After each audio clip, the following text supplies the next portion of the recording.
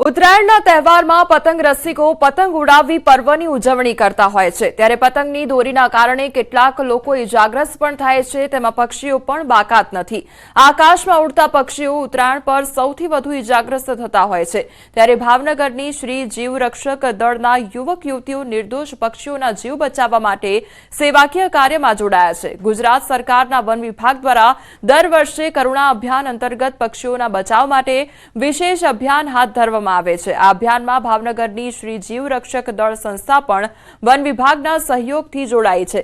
છેલ્લા 11 વર્ષથી કાર્યરત આ સંસ્થાએ અત્યાર સુધીમાં આશરે 90,000 પશુ પક્ષીઓની સારવાર કરી છે। શ્રી જીવ રક્ષક દળ દ્વારા શહેરમાં 2 એમ્બ્યુલન્સ સેવા ચાલુ કરવામાં આવી છે, જે વન વિભાગના સહયોગથી ઇજાગ્રસ્ત પક્ષીઓની તાત્કાલિક સારવાર અને બચાવ કાર્ય કરે છે। जुलाई 2014 थी एनिमल हेल्पलाइन अविरत 365 दिवस डे टाइम में कामकाज करे छे। अत्यार सुधीमां कुल 90,000 थी वधु अबोल पशु पक्षीओनो जीव बचाववामां आपणे निमित्त बन्या छीए। कोई पण बीमार इजाग्रस्त पशु पक्षी जणाय तो अमारो हेल्पलाइन नंबर कायम माटे छे। હવે ડેપ્યુટી મામલતદાર ભાન ભૂલ્યા હોય તે પ્રકારની પરિસ્થિતિ સામે આવી છે। વડોદરામાં મોડી રાત્રે ડેપ્યુટી મામલતદારે અકસ્માત સર્જ્યો અને નશાની હાલતમાં કાર હંકારીને ડેપ્યુટી મામલતદારે અકસ્માત સર્જ્યો। ડેપ્યુટી મામલતદાર નરેશ વણકર નશાની હાલતમાં કાર હંકારી રહ્યા હતા, તે દરમિયાન અકસ્માત સર્જાયો। જેતલપુર બ્રિજ પાસે રોડની સાઈડમાં કાર અથડાયા બાદ નશાની હાલતમાં મળી આવ્યો ડેપ્યુટી મામલતદાર, ત્યારે અકોટા પોલીસે નાયબ મામલતદારને પકડીને કાર્યવાહી હાથ ધરી છે। તો નાયબ મામલતદાર નશાની હાલતમાં ઝડપાયો હોય તે પ્રકારની પરિસ્થિતિ જોવા મળી છે। સંવાદદાતા હાર્દિક અમારી સાથે જોડાઈ ગયા છે। હાર્દિક, હવે તો જાણે ડેપ્યુટી મામલતદાર પણ ભાન ભૂલ્યા હોય તે પ્રકારની પરિસ્થિતિ જોવા મળી છે, નશામાં ચકચૂર, શું અપડેટ તેને લઈને? બિલકુલ, જો પ્રાથમિક માહિતીની વાત કરીએ તો આજે ડેપ્યુટી મામલતદાર છે નરેશ વણકર, તે પાદરામાં ફરજ બજાવતા હોવાની માહિતી જે છે તે મળી રહી છે। ગઈકાલે તેમને નશાની હાલતમાં હાઈ વોટર ડ્રામા સર્જ્યો હતો અને ત્યારબાદ ગંભીર પ્રકારનો જે અકસ્માત છે તે નિર્ણયો ખાસ કરીને વાત કરીએ તો જ્યારે તેઓ નશાની હાલતમાં અકસ્માત સર્જ્યો હતો ત્યારે પોલીસ સ્થળ પર પહોંચી હતી અને પોલીસે જોયું હતું કે આ જે નરેશ વણકર છે તેને કોઈ પણ પ્રકારનો હોશ નહોતો। પોલીસની સામે તે લખડિયા ખાતો હતો અને તેને ખેંચણ પટ્ટી કરીને એટલે કે ઉચકીને લઈ જવાની ફરજ જે છે તે પડી હતી। અત્યારે જે પોલીસ છે તેમના દ્વારા આજે નરેશ વણકર છે તેના વિરુદ્ધ જે કાયદેસરની કાર્યવાહી છે તે હાથ ધરવામાં આવી છે। હવે જે ખાતકીય તપાસ છે તે કરવામાં આવશે અને ત્યારબાદ આજે કલેક્ટર છે તેમના દ્વારા આ નાયબ મામલતદાર છે તેના વિરુદ્ધ જે કાર્યવાહી છે તે કરવામાં આવનાર છે।